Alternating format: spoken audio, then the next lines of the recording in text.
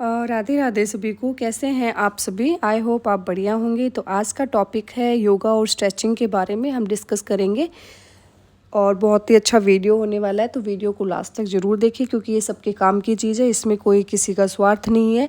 तो इसमें आप जुड़े रहें लास्ट तक वीडियो और योगा ज़रूर देखें। तो हम बात करते हैं आज योगा और स्ट्रेचिंग के बेनिफिट्स क्या क्या हैं। तो योगा के बारे में मोस्टली जानते सब हैं, लेकिन उस पर अपने आप काम करना बहुत कम लोग जानते हैं इस पर। ये फर्स्ट तो इसका है कि तनाव, टेंशन, डिप्रेशन, एंजाइटी इन सबको कम करता है। शरीर में फ्लेक्सिबिलिटी बढ़ाता है, ब्लड सर्कुलेशन बेस्ट होता है, पेट की चर्बी कम करने में हेल्प मिलती है, नींद और अच्छी आनी शुरू हो जाती है, सांस लेने की क्षमता और फेफड़े मजबूत हो जाते हैं, डाइजेशन में सुधार होता है। हाँ, पता सबको है, लेकिन ये हमें अपने आप पे शुरू करना है। तो ये चीज़ें हमें डेली रूटीन के लिए बहुत ज़रूरी है। तो ये इतने सारे बेनिफिट्स हमें योगा से मिलने वाले हैं और मिलते भी हैं जो डेली करते हैं उनको। तो दैनिक ये जो डेली योगा रूटीन क्या होता है, कैसे करना है आप लोगों का, तो कि सुबह सुबह सबके लिए प्रॉब्लम यही हो जाती है कि क्या करें, कैसे करें। महिलाओं के लिए, मोस्टली लेडीज़ के लिए एक टॉपिक सोचने वाला है कि क्यों टाइम मैनेज नहीं कर पाते हैं। तो लेडीज़ अपना सेल्फ केयर कैसे करें योग को लेके, ये एक बहुत सुंदर और बहुत इंटरेस्टिंग सब्जेक्ट है। इस पर हम डिस्कस करेंगे। योग सिर्फ एक वर्कआउट नहीं है बल्कि एक जीवन शैली है हमारी, कि जैसे लाइफ में सारे काम ज़रूरी है हमें, तो इसको भी 1 घंटा मान ले कि बहुत ज़रूरी है हमारे लिए, जो शरीर, मन और आत्मा तीनों का ख्याल रखती है। महिलाओं की दिनचर्या, हार्मोनल बदलाव, मानसिक दबाव और स्वास्थ्य से जुड़ी ज़रूरतें अलग अलग होती है, इसलिए योग उनके लिए एक संपूर्ण सेल्फ केयर टूल बन सकता है। ये आपको सबको पता होना चाहिए। ऐसी बातें बहुत ही अच्छी अच्छी बातें हैं ये। महिलाओं के लिए योग सेल्फ केयर कैसे करें, तो सुने आप लोग। अपने लिए समय निकालें। सबसे पहला टॉपिक तो ये आता है कि आप अपने लिए समय निकालें। तो रोज़ाना 20 से 30 मिनट या 1 घंटा योग या मेडिटेशन का समय ज़रूर डिसाइड करें आप। ये सिर्फ आपका है, बिना किसी रुकावट या वजह से, इसमें किसी का कोई लेना देना नहीं होना चाहिए कि आप अपने लिए इतना टाइम निकालेंगे, ये मेरा है, मैं इसके लिए आप किसी फैमिली मेम्बर्स का या किसी का भी कोई रोक टोक नहीं होना चाहिए इसके लिए कि भाई मैं अपना टाइम ऐसे मैनेज करूँगी, मुझे ये सुबह का टाइम चाहिए, मुझे ये शाम का टाइम चाहिए। तो आप उसको ज़रूर निकालें। सेकंड आता है कि रोज़ाना के लिए आसान योगासन, डेली रूटीन योगा आसन कौन कौन से हैं। तो उसमें हम बात करते हैं कि ये वाले आसन आप बहुत ईजीली तरीके से कर पाते हैं। ये मानसिक शारीरिक संतुलन, हार्मोन बैलेंस, इनबैलेंस होते हैं और काफ़ी हेल्प मिलती है इनमें। योगासन के फ़ायदे क्या क्या है, जैसे सुखासन है, बहुत ही ईजी आसन है। गहरी सांसें, डीप ब्रीदिंग मन को शांत करता है। चाइल्ड पोज है, थकान और पीठ दर्द से काफ़ी आराम मिलता है। भुजंगासन जैसे कोबरा पोज है, तो रीढ़ की हड्डी बहुत ही बेस्ट होती है और इससे पेट भी कम होता है और मूड भी स्विंग होते रहते हैं, तो उनके लिए भी बेस्ट है ये वाला।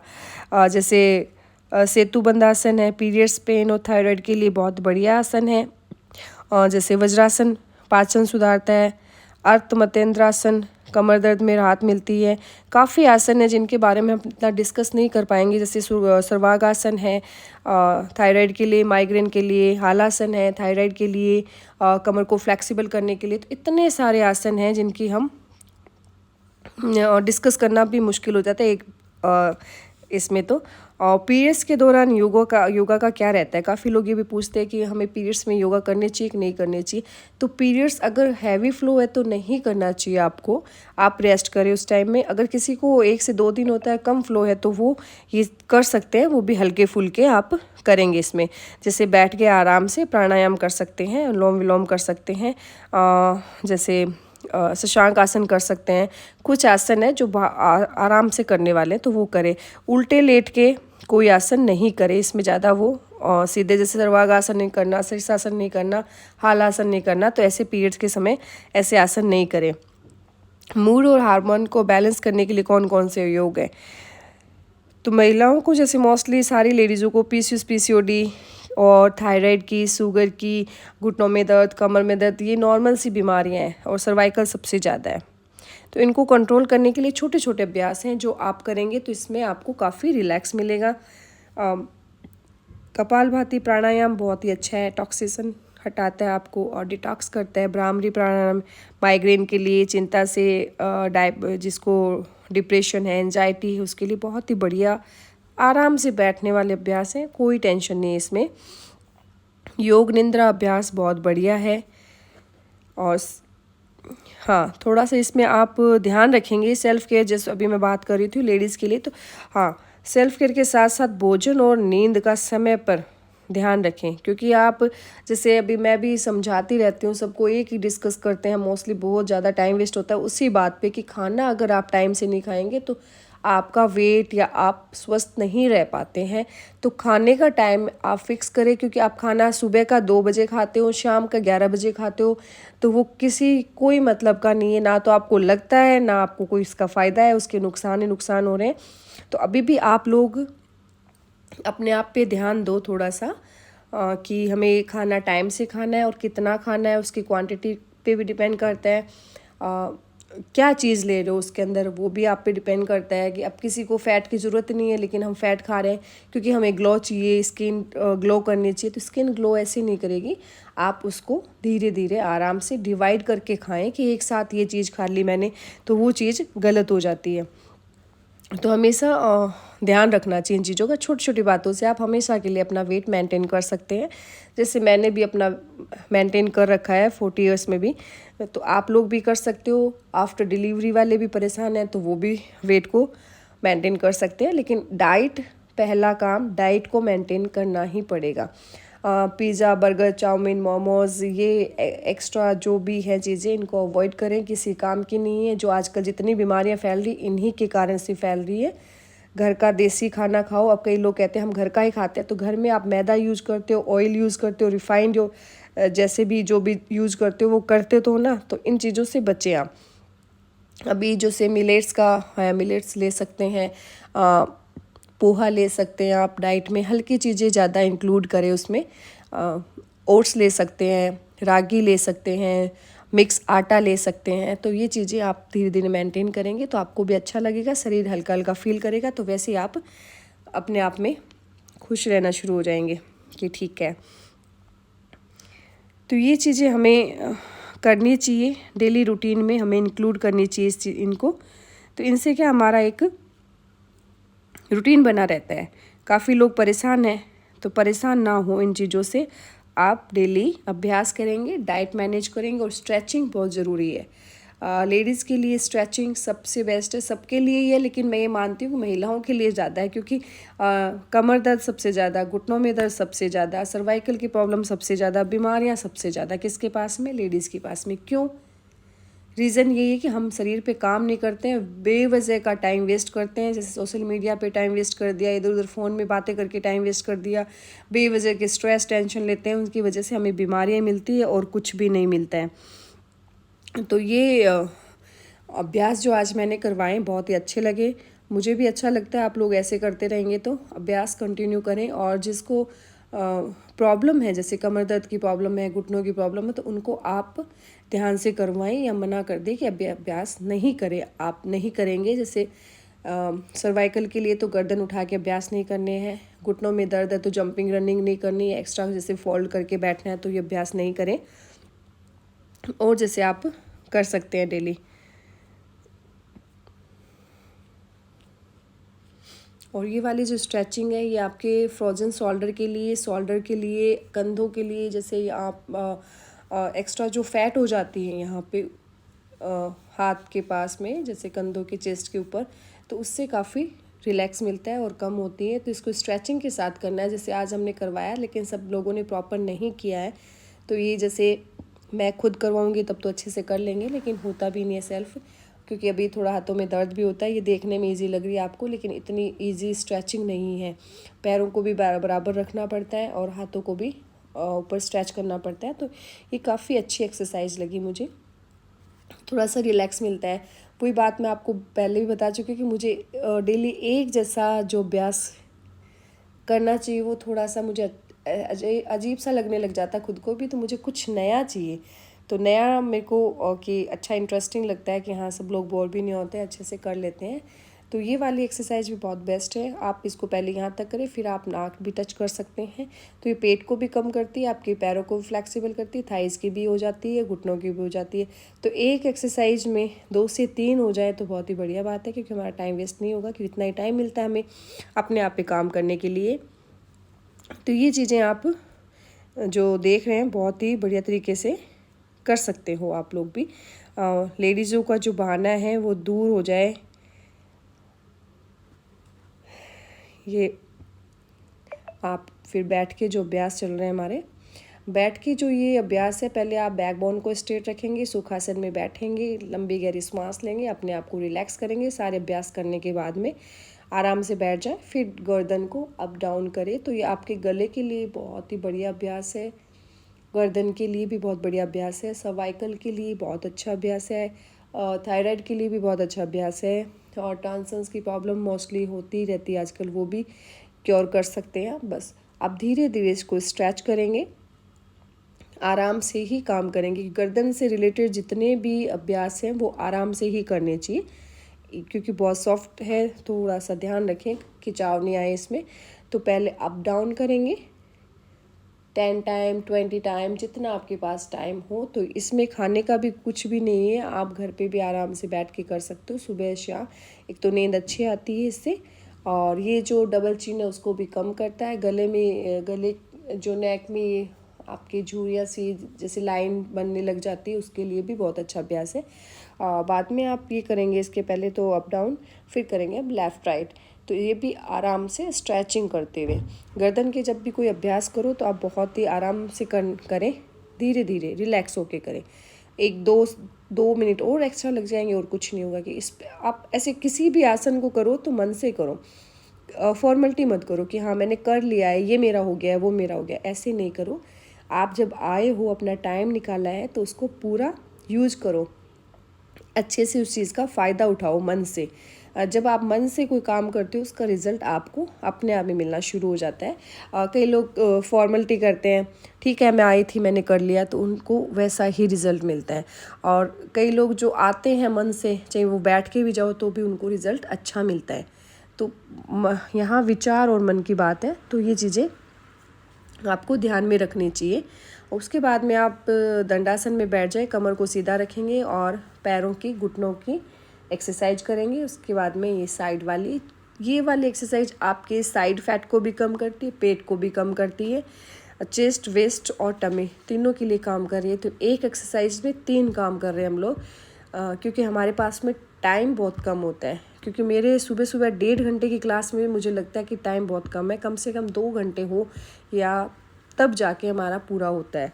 क्योंकि मैं कोई अभ्यास स्किप करूं तो वो हो नहीं सकता, और ऐसे जल्दी जल्दी कोई अभ्यास नहीं होते, उसमें भी टाइम लगता है। क्योंकि आराम से करेंगे तो रिज़ल्ट मिलेगा, अगर ऐसे ही फॉर्मेलिटी करेंगे तो रिपीट कर दी मैंने ये बात, तो उसका रिज़ल्ट नहीं मिलता है।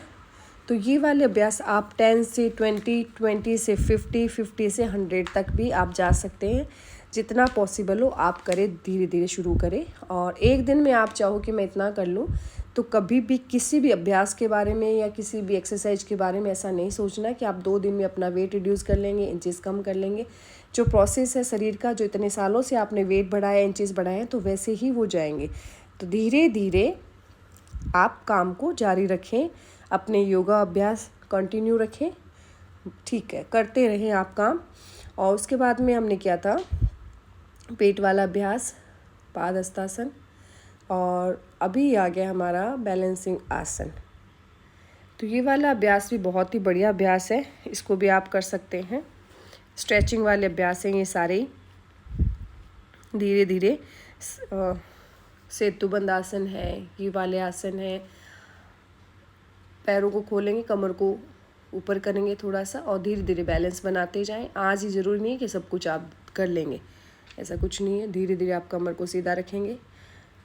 कहाँ ये बिल्कुल प्रॉपर कर हो गया अभी इसका। तो इस तरीके से योगा अभ्यास से जुड़े रहें। अभी भी अगर किसी के पास कोई बहाने हैं तो प्लीज़ हटा दे और योगा ज्वाइन कर लें, तो आप दवाइयों से बच सकते हो, बीमारियों से बच सकते हो, स्वस्थ रह सकते हो आप। और तो परमात्मा का आशीर्वाद है लेकिन मेरा यही कहना होता है कि मैं डेली यही समझाती हूँ कि जितना टाइम हो आप अपने लिए काम करें, अभ्यास करें। और ये वाला बटरफ्लाई तो इसको हम मोस्टली ये मानते हैं कि ये यूट्रस के लिए काम करता है। अब यूट्रस के लिए काम नहीं करता, ये बहुत सारे और भी काम करता है। तो मैं इसके लिए बता देती हूँ कि आपके हिप जॉइंट के लिए, घुटनों के लिए, पैरों के लिए, फ्लेक्सिबिलिटी के लिए और भी इसके काम है।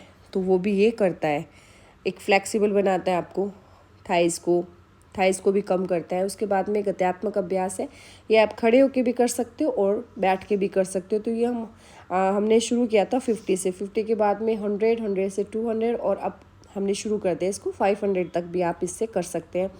इससे आपके साइड वाले इंचेस कम होंगे, पेट भी कम होगा। पीसीओडी के लिए भी बहुत बढ़िया आसन है। और इसी के अंदर 3 से 4 प्रकार के आसन कर सकते हैं आप। गत्यात्मक अभ्यास है ये, तो इससे भी काफ़ी रिजल्ट मिला है। इससे कैलोरी बर्न अच्छी होती है अगर आप कंटिन्यू 500 तक करते हैं। तो अगर आपको ज़्यादा नहीं करना, कुछ लोग ज़्यादा अभ्यास नहीं कर पाते हैं, तो ये ऐसे अभ्यास भी करके आप अपने शरीर को फ्लैक्सिबल कर सकते हैं। थाइस को फ्लैक्सिबल कर सकते हैं, कमर को फ्लैक्सिबल कर सकते हैं। फ्रोजन शोल्डर के लिए भी बहुत अच्छी एक्सरसाइज है। आप देख सकते हैं कि क्या क्या मूव हो रहा है अपने बॉडी पार्ट के। तो इस तरीके से हम चेंज कर देंगे। ये वाली साइड फैट को कम करने के लिए और साइड से फ्लैक्सिबल करने के लिए बहुत ही बेस्ट एक्सरसाइज है। इसका भी आप 50 से 100 तक कर सकते हो। लेकिन ये ध्यान रखिए कि जब भी आप अभ्यास करो तो खाने का एक टाइम निश्चित होना चाहिए। सुबह वालों के लिए तो कोई दिक्कत नहीं है, सुबह जो मॉर्निंग में अभ्यास करते हैं तो खाली पेट अभ्यास बहुत अच्छे से होते हैं। शाम को जब भी कोई अभ्यास करें तो आप खाने पीने का पूरा ध्यान रखें कि टाइम से खाएं। कम से कम 4 से 5 घंटे पहले भोजन होना चाहिए आपका। फिर दूसरा टॉपिक आता है कि कपड़े हमेशा योगा अभ्यास में लूज़ कपड़े होने चाहिए, टाइट कपड़े नहीं होने चाहिए। उससे प्रॉब्लम हो जाती है, कुछ अभ्यास नहीं हो पाते। और कपड़े हमेशा फ्लेक्सिबल होने चाहिए थोड़े से, कि हमें कैसे भी करें तो कहीं प्रॉब्लम नहीं हो। और खाने का भी विशेष ध्यान रखें, शाम को खाना जल्दी खाएं तो सुबह अच्छे से अभ्यास हो जाएंगे। और दोपहर में भी खाना जल्दी खाएं। अगर 10 से 10:30, 11 बजे तक खाना खा लेते तो शाम वाले अभ्यास बहुत अच्छे से हो जाते हैं। ये वाला आसन धीरे धीरे करवाते करवाते हमने काफ़ी हद तक इनको फ्लैक्सिबल बना दिया है। तो इससे पेट कम होता है आपका और कमर भी काफ़ी फ्लैक्सिबल होती है और पेट इससे दबता है। तो आप देख सकते हैं बहुत ही सुंदर तरीके से सब लोग कर रहे हैं।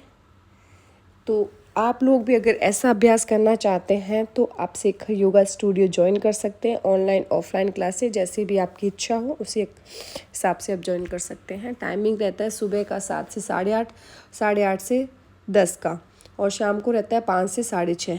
तो जो भी आपको क्लास सही लगे, टाइम सही लगे, हमने लेडीज़ के अकॉर्डिंग टाइम रखा हुआ है, सुबह बच्चों के अकॉर्डिंग रखा हुआ है। जैसे सुबह बच्चे 7 बजे जाते हैं तो वाला टाइम, फिर 8:30 छोटे बच्चे जाते हैं तो उसके अकॉर्डिंग, या ऑफिस का टाइम जो भी है तो उसके हिसाब से रखा हुआ है। ये है हमारा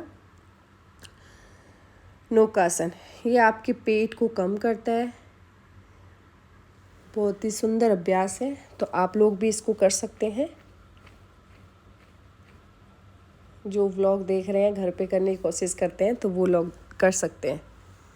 इससे पेट कम होता है। और ये हाँ, इसमें ध्यान रखें कि आप सर्वाइकल की प्रॉब्लम है आपको तो गर्दन नहीं उठाएंगे, क्योंकि गर्दन में दर्द हो जाता है। तो धीरे धीरे अभ्यास करेंगे इसका। और जितना आप होल्ड करना चाहते हैं तो आप होल्ड भी कर सकते हो।